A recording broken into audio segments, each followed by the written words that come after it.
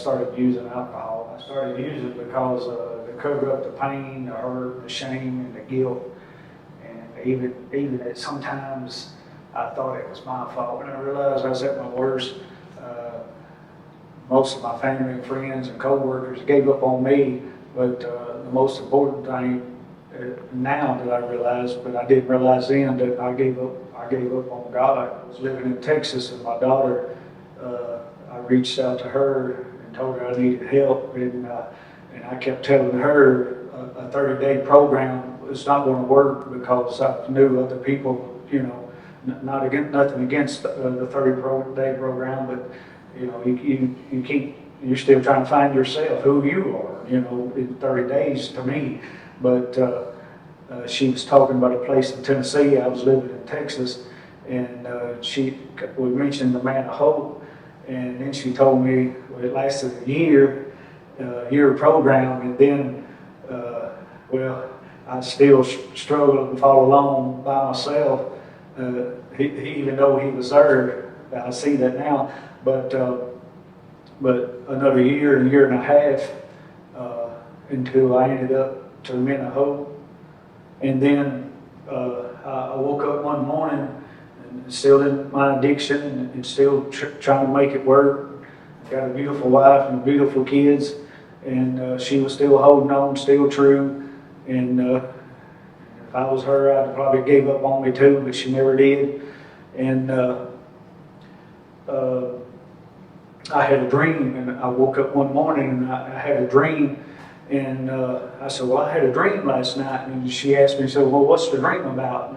And I told her what the dream consists of, and it was about a job working with 5 other guys. And I said, why am I dreaming about this guy? I said, I've not seen this guy in like 15 years. I said, why am I precisely dreaming about him? But I didn't know and didn't realize that God was already ordering my steps. And He was there the whole time with me, every step of the journey. Even though I gave up on Him, He never gave up on me, because He showed me that dream. And moving back, required moving back to Tennessee.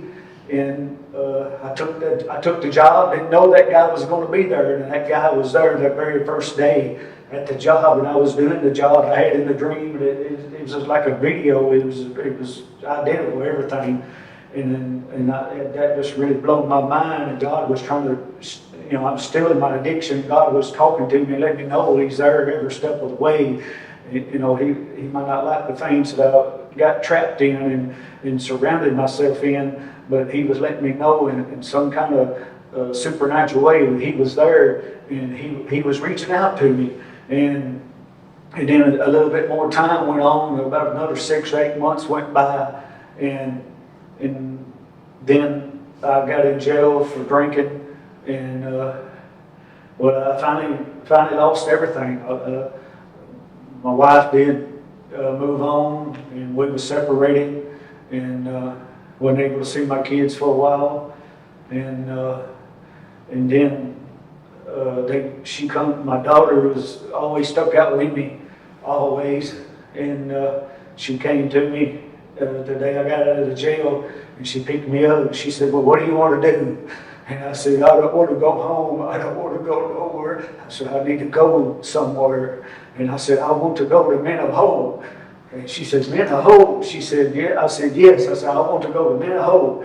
And I didn't know where it was at, didn't know who to call or what. And then about 3 or 4 hours later, I arrived at Men of Hope. And man, it just gave me such hope. And I didn't realize, and I didn't know at that time, I basically cussed God and told Him not to talk to me about hope. But there ain't a day that goes by that I can't live without saying the word hope. And a nice young lady who works us with woodcraft, she said, she stood up one morning at chapel, and she said, I want every man to make him a sign, one word, one sign, and that's your sign, and you keep that sign. And as soon as she spoke it, I just knew what she was fixing to say. And my word is going to be hope. There is always hope. I don't care your darkest and your worst nightmares. You're pain and your agony, overwhelmed, don't know where you're coming, don't know where you're going, don't have the answers. But I tell you, there is hope in Jesus Christ. And I hope it's gave me hope first of all, and it's gave me a greater hunger, greater desire to reading and studying His Word each and every day. We do devotion, we do prayer, and we pray for each other, we pray for our families, and the most part of most of my recovery, it takes all to make all the steps work, is there's so much power in forgiveness. And, God has forgiven me, and other people has forgave me, and even other people, we may be bruised or sown in different ways and hurting in different things. Sometimes we want to hold it in and not let go, but I'd say as of right now, it's too many to recognize, but forgiveness is one of the ultimate powers. Hello, I'm Michael. I'm a faithful believer in Jesus Christ.